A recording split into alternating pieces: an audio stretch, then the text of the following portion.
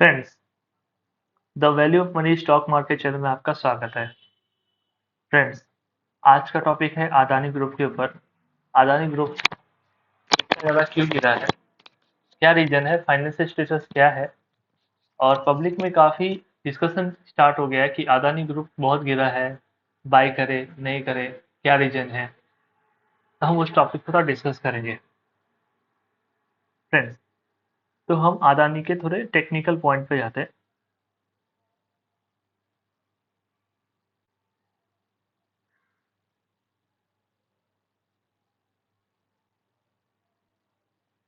जैसे कि आप देख सकते हो, अदानी ग्रुप जो है 4200 से 1754 हुआ है विद इन 3 मंथ्स।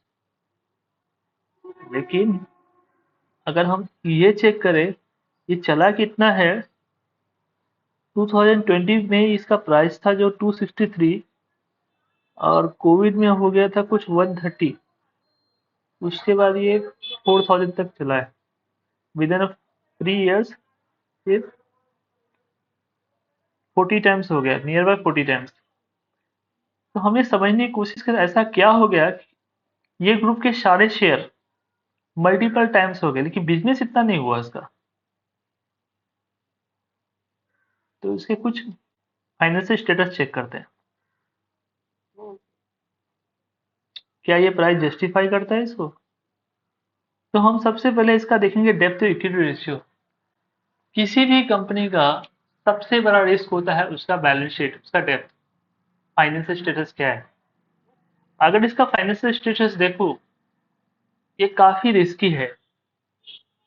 इसका रिस्की इन द सेंस, ये हर 100 रुपए पे 150 रुपए का लोन लोन लिया है। मतलब आपने, आपका जो 100 रुपया है उसके अगेंस्ट आपने 150 रुपए का लोन लिया है।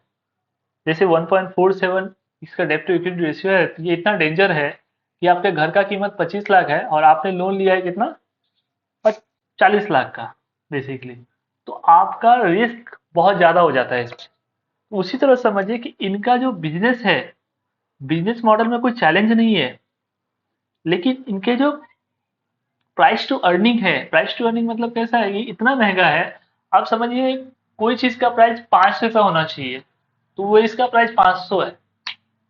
क्योंकि ग्रोथ शेयर में हुआ है, बिजनेस में नहीं। ग्रोथ जो है वो शेयर में हुआ है, शेयर के प्राइस में हुआ है, बिजनेस में नहीं हुआ है। और इसमें जो इन्वेस्टर है वो 74 से 75% अदानी प्रोमोटर के पास ही था। मतलब मार्केट में शेयर्स किसी के पास नहीं था। 75% अदानी ग्रुप के प्रोमोटर्स रखे थे। 20 से 22% आपका एफआई ने इन्वेस्ट किया था। वो एक ही एफआई है जो सभी जगह इन्वेस्ट करके रखा है, सारे शेयर्स इनके ग्रुप की कंपनी में। तो वो अनलॉजिकल सी चीजें दिख रही है। मतलब कुछ भी प्राइस हो सकता है, मतलब शेयर्स के मैनिपुलेट किया गया ऐसा लगता है प्राइस को। तो मैं ये बताने की कोशिश कर रहा हूँ कि जैसे हम debt to equity ratio normally हम देखते हैं कि अगर किसी शेयर्स में कंपनी में इन्वेस्ट करते हैं तो सबसे इंपॉर्टेंट पॉइंट जो होता है किसी भी कंपनी का स्ट्रेंथ देखने का, वो होता है उसका डेट टू इक्विटी रेशियो। इससे आपको इजली पता चलेगा कि कंपनी जो है फाइनेंशियली कितना स्ट्रांग है। फाइनेंशियली स्ट्रांग होने के बाद ये होता है कि कंपनी बुरे वक्त में भी अपने आप को स्टेबल कर सकती है, कोई चैलेंज नहीं आएगा। तो अदानी इंटरप्राइजेस का मेन जो पेरेंट कंपनी है उसका प्राइस टू अर्निंग चेक करेंगे ना, तो वो है 466। 466 यहाँ देख रहे होंगे, प्राइस टू अर्निंग 466। मतलब अगर ये शेयर, अगर हम top class blue chip company पकड़े जिसका प्राइस टू अर्निंग 20-25 रुपया है, मतलब आप 1 रुपया कमाने के लिए, मतलब 1 रुपया कमाने के लिए आप 500 रुपये पे करो अदानी ग्रुप, अदानी इंटरप्राइजेस। 1 रुपया कमाने के लिए 500 रुपये पे कर रहे हो। अब बाकी जो ब्लू चिप कंपनी है, जो टॉप कंपनीज है इंडिया में, उसको आप 1 रुपया कमाने के लिए 22 से 30 रुपये पे कर रहे हो। अगर कोई शेयर 2 साल में 40 गुना हो जाता है, 30 गुना हो जाता है, तो लॉजिक सी बात है वो ओवर वैल्यू हो गई है। मतलब उसमें परफॉर्मेंस तो कुछ हुआ नहीं है, शेयर प्राइजिंग होते चला जा रहा है। मतलब उसके प्रॉफिट्स में कुछ इंप्रूवमेंट ज्यादा हुआ नहीं है, लेकिन शेयर ऑटोमेटिक चलते जा रहा है। इसके सारे ग्रुप के शेयर हम चेक करेंगे, प्रॉब्लम क्या है। ऐसे अदानी ग्रीन करके एक कंपनी इनका, इनका सेम सिचुएशन है। आप ध्यान से देखिए, कोविड के टाइम ये शेयर कुछ 150 रुपए के आसपास था, ठीक है, जो बढ़ के लास्ट हो गया है 3138। मतलब ऐसा क्या बिजनेस किया इसने जो ये कंपनी 3 साल में 100 रुपए से 3000 हो गई। समझने वाली बात है ना, ऐसा क्या ग्रोथ हुआ। तो मार्केट ने उसको जस्ट प्राइस अप्रिसिएशन दिया है, लेकिन मार्केट ने अब ये चेक किया कि इसमें ग्रोथ तो कुछ हो नहीं रहा है, बस न्यूज फ्लो के बेसिस पे और लिक्विडिटी की वजह से ये शेयर चला है, बाकी इसमें कुछ है नहीं। काफी रिस्की शेयर है। इसका मैं बैलेंस शीट चेक करता हूँ, ये सर्किट टू सर्किट चल रहा है। सबसे डेंजर सिचुएशन ये है कि ये स्टेबल है ही नहीं इसका ग्राफ। अब लॉन्ग टर्म ग्राफ भी देखें तो अनस्टेबल है। मतलब इसका डेप्थ इक्विटी से चेक करते हैं थोड़ा।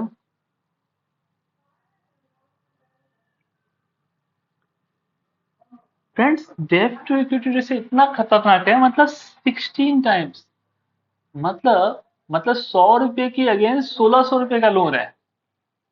अगर लॉजिकली कैलकुलेशन में समझा जाए कि अगर मैंने 100 रुपए की मेरी कैपेसिटी है और मार्केट से मैंने बोरो किया हूँ 1600 रुपए, तो आप सोचो, आपके खुद खुद के फाइनेंशियल में अगर 100 रुपए के 1600 बाई करो, अगर कैपेसिटी 100 रुपए देने की है और 1600 रुपए का आपका बोरो करके रखो, तो क्या होगा आपका फाइनेंशियल स्टेटस। तो ये सिचुएशन है। तो कंपनी का जो प्राइस है, ये आगे के 10-15 साल के प्राइस दिखा रहा है। मतलब ये प्राइस आगे 10-15 साल में होना चाहिए, वो प्राइस अभी इस शेयर में दिखा रहा है। ये इतना डेंजर सिचुएशन है इसमें। जब लोगों ने, ये शेयर काफी चल रहा था, मेरे फ्रेंड्स ने काफी इन्फ्लुएंस हो गए थे, अदानी के शेयर्स बहुत चल रहे हैं, ये चल रहे हैं, न्यूज फ्लो। लेकिन ग्राउंड लेवल की चीजें किसी को भी पता नहीं है, इसीलिए रिटेल और छोटे इन्वेस्टर हमेशा अपना कैपिटल लूज करते हैं। बेसिकली उनको नॉलेज नहीं होती इस चीज की कि बुक के अंदर क्या है, मतलब एक्चुअल कंपनी की वैल्यू क्या होनी चाहिए और कंपनी किस लेवल पे ट्रेड कर रही है। और प्रॉफिट मार्जिन कुछ है ही नहीं कंपनी के पास, अभी प्रॉफिट आने वाले हैं उसका पता नहीं है। मार्केट ने पहले से पहले उसको प्राइस इन करके रखा है। लेकिन अगर नहीं हुआ और मार्केट सिचुएशन इतनी खराब होती चली जा रही है, अगर लिक्विडिटी शॉर्टेज होती चली जा रही है, तो ये शेयर की हालत इसीलिए खराब हो गई है कि इन्होंने पैसा मैक्सिमम बोरो किया है, वर्ल्ड मार्केट से बोरो किया है। वर्ल्ड मार्केट मतलब बॉन्ड गिरवी करके पैसा उठाते हैं, मतलब इंडियन मार्केट से ज्यादा पैसा नहीं है, वर्ल्ड मार्केट से उन्होंने पैसा उठाया, बोरो किया है।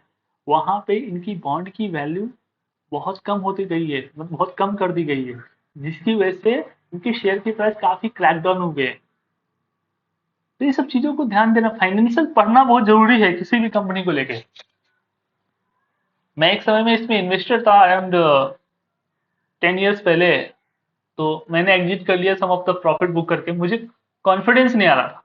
लॉजिकली देखे तो मैंने काफी प्रॉफिट मिस किए, अराउंड 1000 टाइम्स मुझे प्रॉफिट हो सकता था। लेकिन अगर मेरे रूल्स हैं कि अगर कंपनी का फाइनेंशियल अच्छा नहीं है, पॉलिटिकल रिलेटेड शेयर से मैं कभी बाई नहीं करता।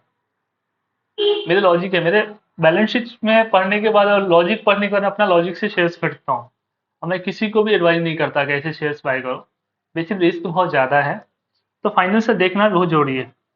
इसमें एक शेयर है अदानी गैस, जो मैं आपको दिखाना चाहूंगा।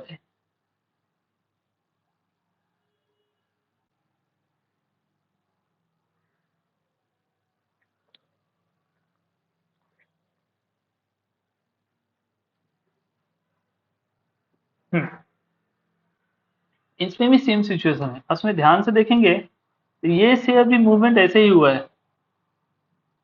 मतलब फ्यूचर के हिसाब से शेयर चला है। मतलब कोई भी प्राइस कुछ भी हो सकता है, मार्केट ने उसको क्या क्या हिसाब से प्राइस दिया है, मुझे कुछ लॉजिकली समझ में नहीं आ रहा था। मुझे ये समझ में आ रहा कि जब मार्केट में लिक्विडिटी शॉर्टेज होगी तो ये सब शेयर का क्या हालत होगा, मुझे वो चीज सुन के समझ के ही डर लग रहा था।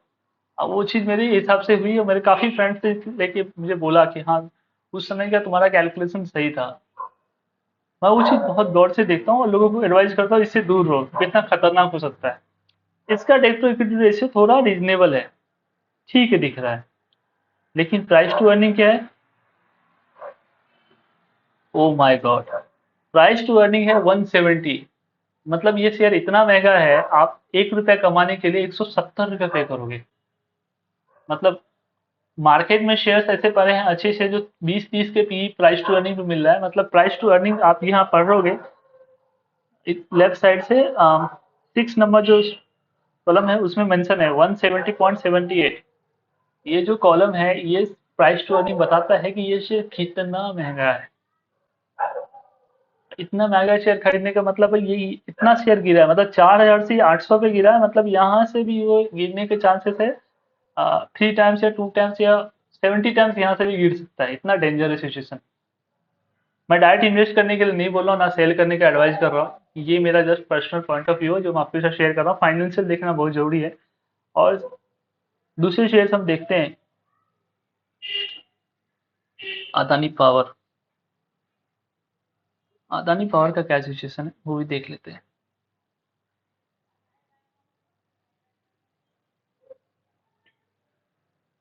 फ्रेंड्स, इसका भी डेब्ट टू इक्विटी रेशियो जो है वो 3.16 है। मतलब हर 100 रुपए के अगेंस्ट 300 रुपए का लोन लिया गया है।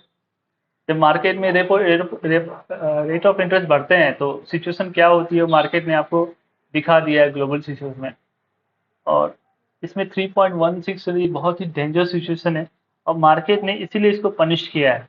बेसिकली कैपिटल मार्केट में जब भी मार्केट को ये लगता है कि ये वैल्यू जस्टिफाई नहीं करती है तो ये तो मार्केट उसको पनिश करता है। और ये चला क्यों वो भी मैं आपको एक रीजन बताना चाहूंगा। मैंने कुछ इंपॉर्टेंट पॉइंट फैक्टर किए हैं, आप ध्यान से देखिए।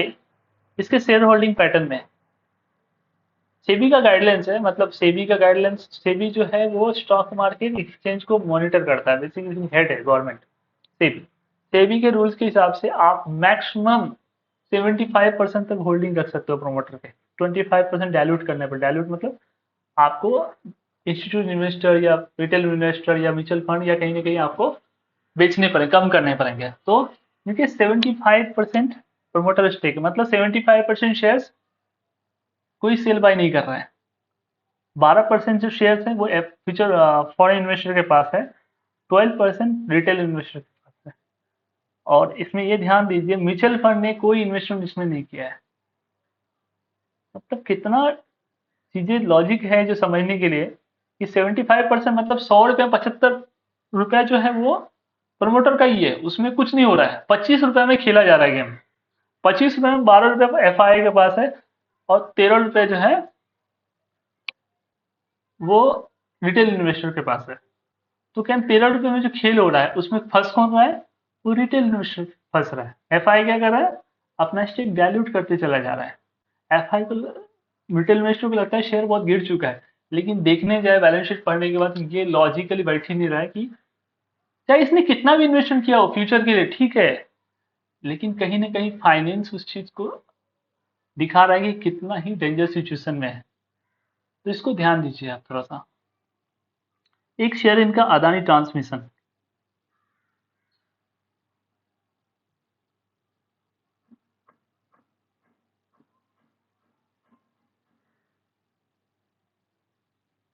इसमें भी सेम सिचुएशन है, आप ध्यान से देखिए। इसमें भी 74% प्रोमोटर के पास स्टेक है, 3% म्यूचुअल फंड के पास है और 19% एफ आई के पास है। इसका डेप्थ इक्विटी से चेक करते हैं हम लोग क्या सिचुएशन है इसका। इसमें भी 3.3 है। मतलब बहुत डेंजर सिचुएशन है अदानी ग्रुप के अंदर जिसके कारण शेयर्स इतने गिरे हैं। आई होप कि रिटेल इनका प्राइस टू अर्निंग ओ 211, मतलब 20-30 के पी पे शेयर्स अच्छे मिल जाते हैं। यहाँ पे है रिटर्न इक्विटी 13, मतलब अर्निंग कुछ का आता पता नहीं, खाली फ्यूचर का ग्रोथ प्रोस्पेक्ट के हिसाब से शेयर के प्राइस गेन किए गए। अनलॉजिकल सी चीजें हैं ये। जो कोई भी रिटेल इन्वेस्टर देख रहा होगा मेरा वीडियो पूरा ध्यान से देखिए। कैसी किसी सिचुएशन है, आप बुल मार्केट में एंटर करते हो, कोई भी शेयर के ट्रेंड के हिसाब से खरीदते हो, उसमें ये सब चीजें ध्यान नहीं दी जाती। लेकिन जब एक अच्छा इन्वेस्टर मार्केट में एंटर करता है तो वो बहुत सारी चीज पे वैल्यू क्रिएट करता है कि मैं जो चीज खरीद रहा हूँ उसके अंदर रिस्क फैक्टर कितना है, कंपनी का बिजनेस ग्रोथ कितना है। मतलब 100 रुपए की चीज मुझे 300 में बेची जा रही है, मतलब 3 साल बाद अगर ग्रोथ करेगा तो 300 का 300 रुपये आया मुझे। 3 साल तो मेरा कैपिटल ग्रोथ हुआ ही नहीं। और यहाँ जो अदानी ग्रुप दिखा रहा है ये तो 10-10 साल के आगे का प्राइस बता रहा है, मतलब 10 साल तक मेरे कोई रिटर्न नहीं बनने वाले। लॉजिकली वही दिख रहा है यहाँ पे। तो मेरा कहना है कि थोड़ा ध्यान से अदानी ग्रुप को देखिए, उनके बैलेंस शीट को पढ़िए। फ्यूचर ग्रोथ को लेके अलग बात है, पहले बैलेंस शीट जब तक उनका डेप्ट टू इक्विटी रेशियो क्लियर नहीं होगा, वन से मेरा हमेशा एक बात ध्यान रखना, कोई भी कंपनी अगर उसका डेप्ट टू इक्विटी 1 से ऊपर हो तो प्लीज अपने कैपिटल को प्रोटेक्ट करने की कोशिश कीजिए। कोई भी कंपनी अगर उसका डेप्ट टू इक्विटी रेशियो 1 से ऊपर हो, अगर 1 से नीचे हो तो मैनेजेबल हो सकता है, 1 से ऊपर हो तो थोड़ा ध्यान देना अपने कैपिटल को लेके कि काफी रिस्क हो सकता है इसमें। तो मेरा वीडियो यहीं तक था अदानी ग्रुप के ऊपर। Thank you. नेक्स्ट वीडियो देखिए, और वीडियो अच्छा लगा तो सब्सक्राइब करें और दोस्तों को शेयर करें। Thank you so much.